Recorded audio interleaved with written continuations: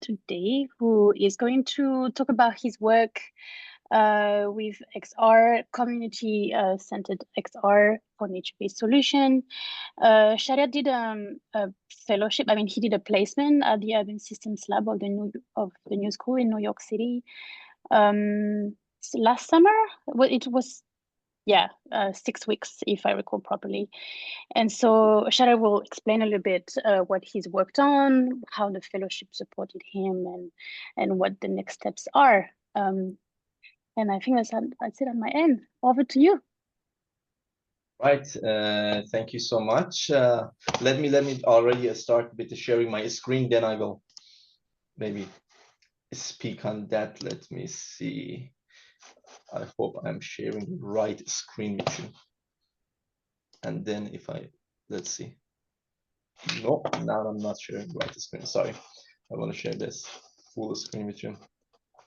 I'm not very educated on Zoom because this is not the, let's say, the common platform for us.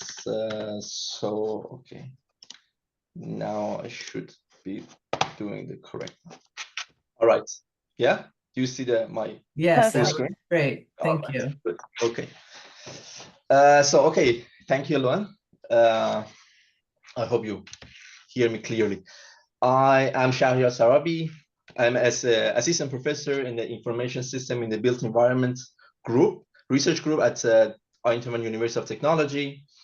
As Luan said, last September, October, I did a 6-week research fellowship with a NATURA early career research program at the Urban Systems Lab, working together with Simon on this topic of basically starting to explore how can we use extended reality technologies in the context of nature-based solutions to basically facilitate to a large extent this human-nature relationship in this context. So and the presentation that I will give today is to a large extent related to what I did in the lab and the findings that I had in the lab, and as Lauren already said, the future steps that we are going to take, hopefully. And then I would love to have a discussion with you all about what you think about this line of research, let's say.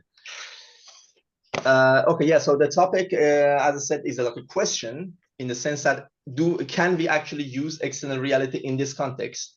Does it make sense? And if we can, how? What are the benefits? What should be our objectives? Or for what purposes should and could this extended reality be applied in this context? To give you a little bit of a background about what I did before and how does it relate to what I do, and also why am I coming to this line of research. So previously, in the past, I would say 7 years, I have been working on the topic of information system for nature-based solution. I'm taking this from this taxonomy that also Isra Mahmoud had they wrote a paper on this augmented nature-based solutions, and they speak of a taxonomy for technology in the context of nature-based solution as technology for NbS and technology in NbS. Technology in nature-based solution, of course, means all these sensors, for example, that we use for evaluating of the conditions, the health, the situations of green. But technology for NbS is a technology that we use in the process of, for example, the planning, delivery, and stewardship of nature-based solutions as a tool for facilitation of this process, not necessarily in NbS itself, but to help us better interact with nature, let's say, and design for it. So I have been mostly active in this area of information system or technology for nature-based solution. What I have been doing, for example, I did all this development of the decision support system and like tools to allow for basically the planning practice of the spatial planning practice of nature-based solutions, considering multiple dimensions, multiple challenges of, for example, think of heat stress, flooding, social vulnerabilities, all these things. How can we use computer systems to bring all these challenges, this multidisciplinary, let's say, knowledge together to support the planning process? So I have been doing that for a few years, and then developing some sort of like expert systems on top of the Urban Nature Atlas. to basically, again, support the urban planners, support the decision makers across the process of, for example, okay, what sort of nature-based solutions are probably a better option if we have a certain context, these kind of things. However, there is an aspect to all these things that I did in the sense of information for NbS, was that these were good, these were providing a lot of knowledge, information, but these were designed looking, I mean, borrowing from the human-computer interaction literature, these were designed with an expert mindset. These are, of course, we were claiming that these are good to be used in the context of a stakeholder engagement, but still these are tools designed from expert mindset to answer to the problems that are coming basically from experts. That is one aspect of all these tools that I previously worked on.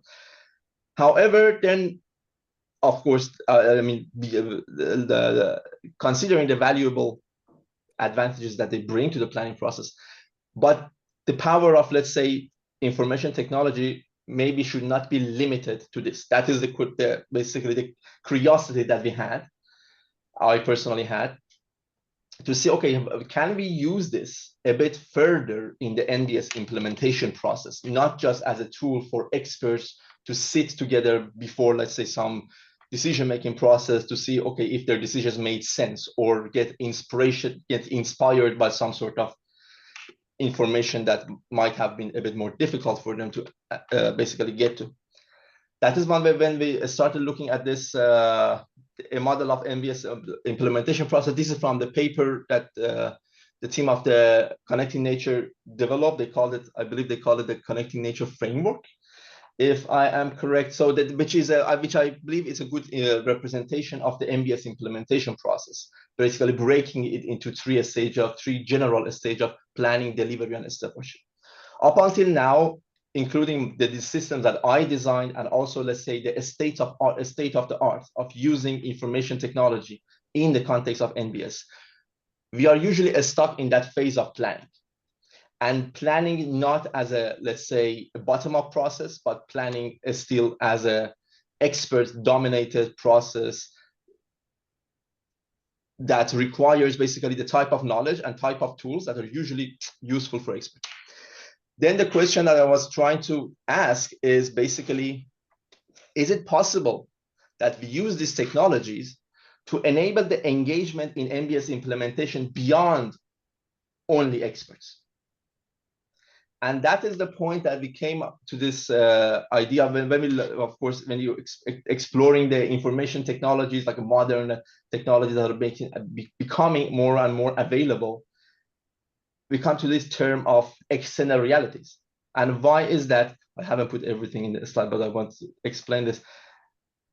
So this came up the fact that the important part that these information technologies are being limited to experts, and in the sense that they affecting the inclusivity, is that they require a process, basically using them require a process of spatial understanding that probably you require several years of training to be able to, for instance, look at a 2D map and still understand or make sense of a space, make sense of what does it mean in a spatial term in real world. This is very difficult. And of course, there are so many other issues in the terms of, okay, the availability of software and all those things, but that is the main thing. But then when we looked at also the, let's say, the development of technology, we see that these extended reality, specifically what we call what is called location-based augmented reality, is becoming more and more available to people. Of course, not all. That is also a question that I will ask and try to address at the end of the presentation. But then with the development of external reality technologies, we were thinking to see if the benefits, the advantages that these systems, this technology can bring to us could provide this pathway, or could provide a solution that we need to basically push beyond the state of the art of using information technology in the context of NbS, to make basically this representation of knowledge and gathering of knowledge beyond just experts. Could this be a solution or not? That is what we wanted to basically investigate. So for that purpose, what I did, of course, as a first step of most research, we started exploring a little bit on the applications to see that, okay, the extended reality technologies, including virtual reality, augmented reality, and mixed reality. Virtual reality is, for example, just to have a common understanding, we are talking about usually experiences that involve a head-mount display, meaning that you have a head-mount display goggle, you are completely, basically separated from the real world, completely immersed into a virtual setting. Augmented reality is when we talk about basically superimposing a digital content on top of the real world, and mixed reality is somewhere in between. Basically, mixed reality allows more interaction between the digital world and the real world. But anyway, so looking at all these technologies, we did not limit ourselves into this technology. We're looking at all these, let's call them in general, extended reality, immersive technologies. Where are they applied in the context of when we discuss urban nature? When we looked at basically the past research and projects done, and also during my stay at the Urban Systems Lab, I had quite some number of interviews and discussions with people who were working actually on this topic from the new school itself, but also from the Parsons School of Design, because there are also quite a good number of people who have been working on this area of application of basically extended reality in general, let's say, socio-ecological contexts. So talking to these people and also looking at the past research, I found basically 5 general areas that extended reality up until now has been applied in the context of urban nature. One of them is basically the first one, which is the most common study, especially dominant in the areas of social psychology and environmental psychology research, which is preference assessment. In the sense that this research is usually about, okay, we do a VR, for example, virtual reality experiment with people to say that, do you prefer this type of green type, I don't know, for example, an area or a street with a high density of trees, or a street with a low density of trees? And then they put them in a virtual reality setting, and then they basically do a preference assessment, or also some more advanced studies do also, let's say, the psychological mechanisms study, in the sense that they connect I don't know, some EEG devices to also read basically brain waves. So there are also studies, but all in all, we can categorize them as preference assessments. So that is like the most common applied approach, applied basically reason for it. The other one, which we fast kind of interesting to see, separated from the preference assessment, was a psychological intervention or behavioral interventions, which means those there are several cases that we are using basically the virtual nature as a mean for specifically for its psychological benefits on basically, for example, improving the mood or reducing stress. These are the studies that are basically saying that if the total argument, let's say the gist of all these studies is that if you do not have access to real nature, to some extent, virtual nature can replace some of the psychological benefits. This is basically the claim, general claim of this whole line of literature. Then talking about planning and design, this is like the least dominant one because of the difficulties in the interaction design, because then you have also the several studies talking about application of extended reality for planning and design, and allowing people basically to develop custom designs of a space using usually augmented or mixed reality on site of nature. Now, basically engaging diverse group of people in real-time design of spaces with NbS elements, let's say. Then the other area of application comes to the education. This is also like a very popular, let's say, area of application for extended reality, which is about basically using this technology within the educational programs. So for example, this is an example of a AR, basically location-based AR game for educating, or for basically educating people, it's for students about the green areas within an urban park. So basically talking about like the designing this interactivity that the students will go through a urban park and then use it basically to get familiar with the ecosystem services, the basically the human nature interaction and this kind of things in general. But I believe like, this is basically most of these games, these education activities in XR, to be honest, are inspired by the Pokemon Go. So they are, if you imagine the Pokemon Go style, if you have seen it, so they are, most of them are using the same architecture, same style of thinking, just changing the content. The content is being replaced by basically pro-environmental, let's say, education content. That is where it's being used. And then the last area is monitoring, basically monitoring and maintenance of green, which is about using this technology. As I said, for example, and this is a case of using augmented reality technology to evaluate for example, or monitor the growth of trees across basically throughout. Yeah, and also there are also examples about and also monitoring, basically measuring, for example, you see the biophysical factors. In this case, they're using it to measure the diameter of trees and also the height of them, and then basically register it, allowing people to basically contribute to making a crowdsourced registry of green elements, let's say, in this case, trees. So these were the areas of application for XR specifically that we found.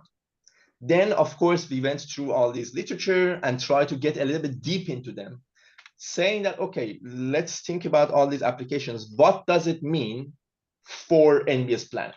What are basically let's say, the mechanisms that it can activate for planning, delivery, and stewardship steps, these 3 steps of NbS planning. Long story short, we came up with these 5, let's say, areas of, let's say, the 5 main implications that it can have for NbS planning if designed correctly. First one is basically recognizing the intangible.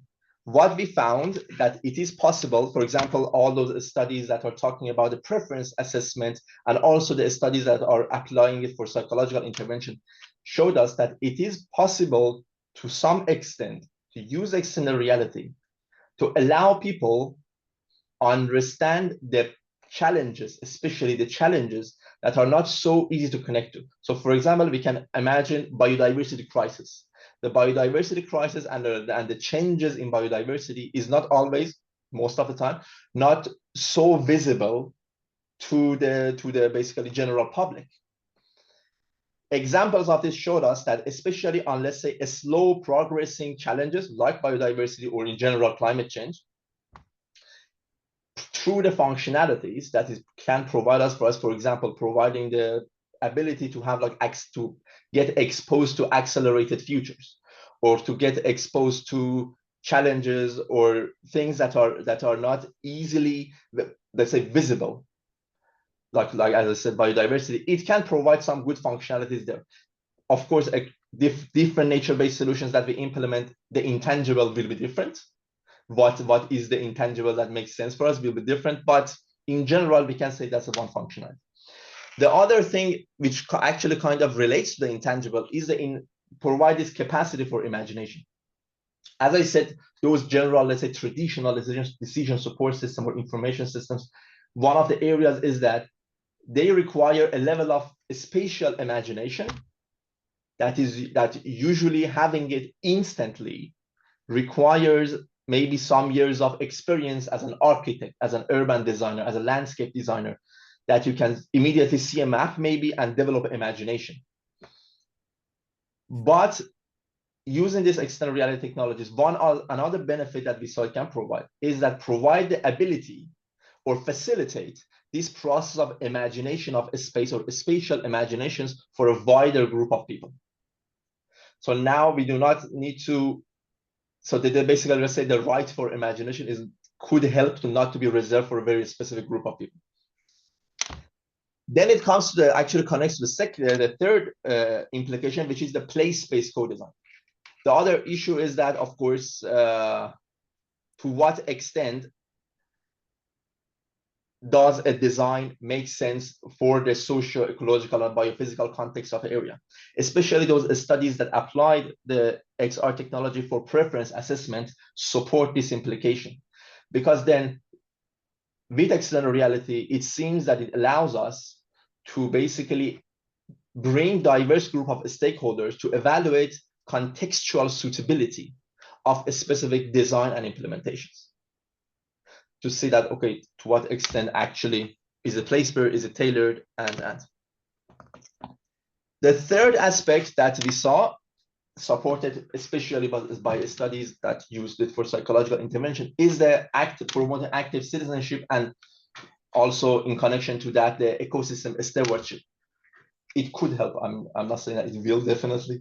It could probably, based on the evidence. Looking at this, we see that, okay, of course, we know that ecosystem stewardship, if we want to promote it, to a large extent, it depends on basically the emotional engagement with nature. So basically, to promote ecosystem stewardship, we need this emotional engagement. And there are evidence, there's actually quite a good number of evidence showing that exposure to a virtual nature could enhance, could bring about senses of belonging to areas, and also, for example, sense of nostalgia towards basically urban green spaces. It is that there are some evidence showing that it is capable of basically bringing about such emotional responses, which not necessarily, but it could become connected to promoting the sense of ecosystem stewardship and consequently active citizenship within the context of renaturing, basically. And then the last implication is for the experimentation and learning. Of course, this idea of urban living labs, learning by doing and stuff, has been in the context of nature-based solutions research and projects for several years now. It has been practiced a lot. However, of course, when you go to the practice of cities, actually implementing urban living labs is usually, first of all, a lot of them are skeptical in the sense that, okay, it's costly, or if it's not within the context of a project, for example, a European project that's funded, they don't really usually do it, or rarely do it. So, but it is possible, considering again the functionalities that we saw, could be possible to provide an environment for people, for diverse group of people, to experiment with different forms of design and with different forms of ecosystem services and as many factors as can be imagined. Within this context, basically enable an experimentation and learning environment, which is, of course, safe to fail, but basically provide some of those benefits that we claim basically for implementing nature-based solution through the living lab approach.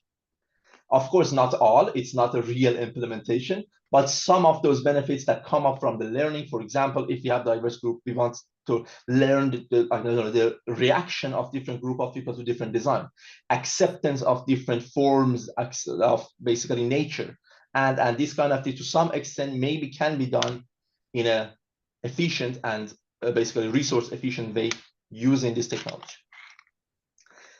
There are, however, still many questions. Of course, good, all these benefits there, but many questions to be asked. And these are only some of these questions. There are a bajillion questions that you can ask in this area. But for example, some of the questions that are also, of course, very interesting for us also to look at is that, okay, when we talk about augmented reality technology, in the most inclusive way, we are talking about access to smartphones. I mean, that is the thing among every technology that has the most people have it. But still, of course, one thing is that not everybody has it. And second of all, not everybody is so convenient to use it in public spaces, at least. Okay, so then one thing, it becomes the fact that, okay, can we use the design, can we through the design process come up with design principles to move towards a basically inclusive design? Is it possible at all? Or is it just an approach for a specific group of people? That's a question to ask. And then if it is, if we are talking about the technology acceptance, what should be the conditions and preconditions for building a technology acceptance in this area? The second of all, the issue of safety is always very important when we talk about location-based augmented reality. And I mean, the one thing is about the cybersecurity stuff and the private data privacy. That's one thing. But an additional layer when we talk about location-based augmented reality is how safe is it to use such digital technology in public spaces while, I don't know, you have a lot of things happening around you. And also then the other question is that can we ensure or can we somehow measure that using this technology is not increasing the human nature gap?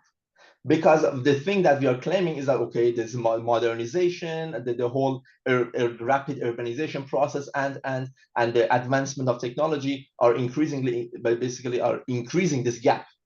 And now we are adding another layer of technology. How to ensure that this another layer of technology, how to have a good convincing reason, well, we have some ideas, but how can we actually formulate a convincing method approach and a reasoning to ensure that this will not happen? As I said, these are only a few of the questions. You can come up with a sea of questions to be asked in this area, because yeah, it's not the technology is relatively new. It's relatively new, being made accessible and effective, and let's say the performance has become good enough to be used for a serious purpose, let's say only recently. So the area of the research is very new. That is why also means that a lot of questions to be asked, but also that's what I guess makes it a little bit interesting to explore. Yeah, so that's my presentation. Yeah.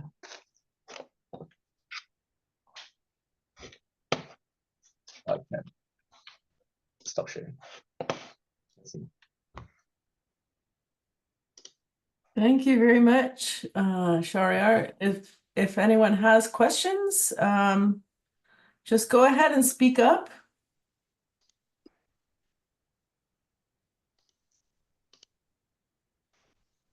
Maureen. Hello. Hello. How are you?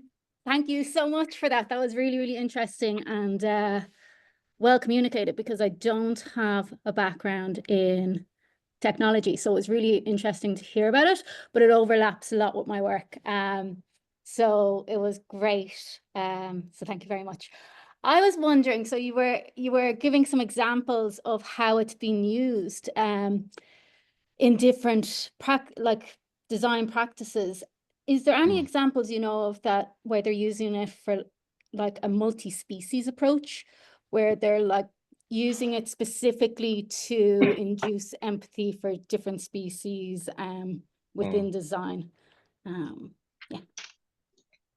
Yeah. So there are actually examples of so the work that we did, we basically narrowed down our perspective to the urban nature. However, when we go beyond that, there is actually quite some good examples of using it within the context of like I don't have exactly multi-species in mind, but for single species, I do have example. For example, there are some examples using to develop empathy towards bees, for example, or toward like there was this other experiment that's empathy towards like trees in rainforests, in the sense that they had this VR experiment that you would wear VR and you basically take a perspective of a tree that through time you will grow, and then at the end somebody will come and cut you, and then you will fall down. So basically there are these examples. However, they are not really in the context of urban nature, but in nature in general. But there are very good examples of them, and I mean, it is important to be mentioned. Yeah. So, thank you. Naomi. Yes, hi. Thanks very much for this very interesting presentation. So I'm an urban forester and a consulting arborist. And so my focus is based in reality and the challenges that the urban environment instigates in planning and managing not just the tree resource, but the tree and all its associates, soil, etc. And the greatest concern, well, there are a number of concerns that we have professionally. So even though you have species criteria, and there is endless databases that define species criteria, the fact of the matter is each tree, just like humans, is an individual.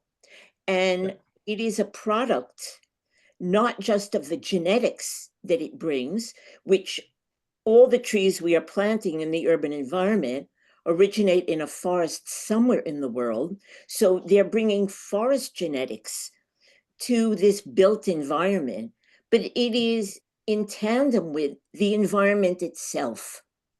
And one of the absolute requirements in determining whether or not a tree is able to exist and grow well into maturity is the ability to read that tree and the story of its entire life in that site in which it exists. And no matter what AI or any of its variables presents, it cannot replace this human expertise in being able to read that tree if one is open to that. And what we are seeing is the injection of AI as a way of eliminating that human contact and human assessment. And in terms of design, there's endless databases that have shown which forest trees are urban tolerant and would do well in an endless variety of sites. But they are part and parcel of the human experience in working through these challenges. And what about what you are offering brings in the requirement of human expertise and participation? Thank you. I definitely agree with what you said in the sense that the human expertise is irreplaceable in this context. But what we are actually striving for is to, for example, like you mentioned, for example, each tree has its own story. But we can think also the fact that, for example, for yourself as an urban forester, understanding this story in a let's say systematic way is rather, let's say, easy, or let's say it's a part of your expertise, or understand or connecting to this story is easy. However, for the participation matter, the question that we are asking is that can we use this technology to bring your expert understanding together, basically, first of all, present this in an engaging way to the larger group of population, to make it also somehow they also connect to this physical nature, to the tree itself and the story better, and also to help you. For example, we are talking about if people of different regions coming with different levels of and forms of knowledge, can we also enable representation and understanding, recognizing that local knowledge towards experts? So our purpose is not really to eliminate anybody's, let's say, expertise in this approach, but is to basically make the connection between different group of people and also between people and nature a bit easier, or understanding these complexities a little bit easier. But I will say to you, and I will just add this, that we know from experience that the way you connect people with that natural environment is experiential education. There is an excellent reason why Alex Shigo, the father of modern arboriculture, always told his students, touch trees. Yeah. And that means connecting with them on an intimate, on the ground, personal way. And that's how you start with children, and you bring them along into adulthood by giving them hands-on experiential education, building stewardship and a relationship with the natural system that they need to coexist with. So please put that thinking into what you are doing so Absolutely. that it doesn't try to replace this intimacy. Thanks, Naomi. Let's take one more question from Rembrandt. And before we sign off, I want to make sure that Shahryar gets a chance to see the comment from Charlene Green in the comment. But Rembrandt, go ahead. Well, I got always huge tons of questions, but I'll stick to one. Thanks very much for the presentation. And I also want to say it's very interesting, and especially because you are in the Netherlands. But anyway, you pointed out in your last question towards the end how to make sure they do not increase the human nature gap. That immediately came with me with a with a thought of how to make it dynamic. And I'm sure you're working on that. So I'm curious to what extent. So if you are doing the technology, you have it, in my imagination, you have your glasses on your face and there is a program running and you are exposed, then I would assume that if we can make it dynamic, like a conversation or like a communication, that is part of how I would think you can deal with the risk of the enlarging or not the human nature gap. So basically I was curious to what extent you're working on that. Yeah, thank you. I mean, that's probably, I don't know if I should call it the most important question, but one of the most important questions that we are working on. And to do that, it also connects to what actually Naomi was saying. So what we are doing and what we are trying to achieve is the fact that bring all these elements, all the digital elements, into a real life experience with nature. So for example, of course, the augmented reality, that is actually the fundamental difference between virtual reality and augmented reality. In virtual reality, you are separated, isolated from your spaces. You are putting a goggle on and then you're gone. While augmented reality allows you to be in spaces, not to be separated necessarily completely from, for example, if you are talking about an urban rain garden or a line of trees or an urban park or whatever natural elements that you're talking about.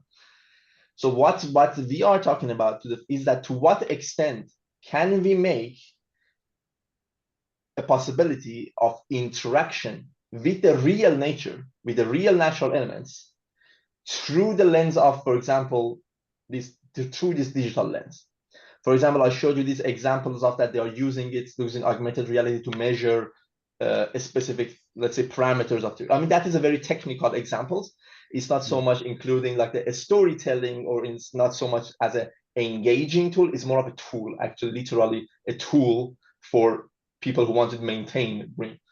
But with the same approach in terms of technology, a little bit more advanced spot, because then we have to introduce some abilities of people interacting with each other also in the context of green, because I think that is also one thing that we are missing right now in terms of technology, which is, and what we do have in the real world, let's say, condition, which is that people can come together within the context of green and connect together.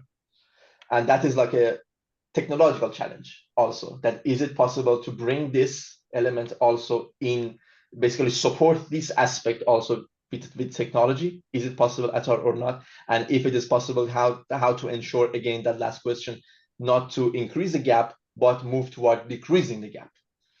With, like you mentioned, enhancing the dynamism, and how much this dynamic relationship, the extent of it, that is like the let's call it the edge of the technological science that we are working on, and we're trying to answer to what extent and to what direction should it enhance this interactivity with the real nature. So we do not ban or abandon the experiential learning process that you have by being in nature, but to enrich it.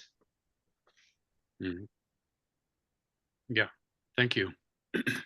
And there was Thank you comments. so much. I think we would close here. I'll let you get a chance to read that comment, and it will also be available when we get the recording. Yeah, thank you. So thank you all so much for coming, and Shahryar, thank you for your fascinating talk, and we'll see you all next time. Sorry. Okay. Usually we have the recording or the sheets available. Is that also now, or? Yeah, it'll take a little while to get it Yeah. processed, but yes. Okay. You No. will. Okay. Good. You will have those available, Rembrandt. Yeah, On the thanks. NATURA Thanks, website. Yeah. Yes, Thanks, on the Nancy. website. Thanks, everyone. Thank you, Shahryar. Thank you. Shahryar. You. Thanks. Thank Bye. you. Bye. Thank you.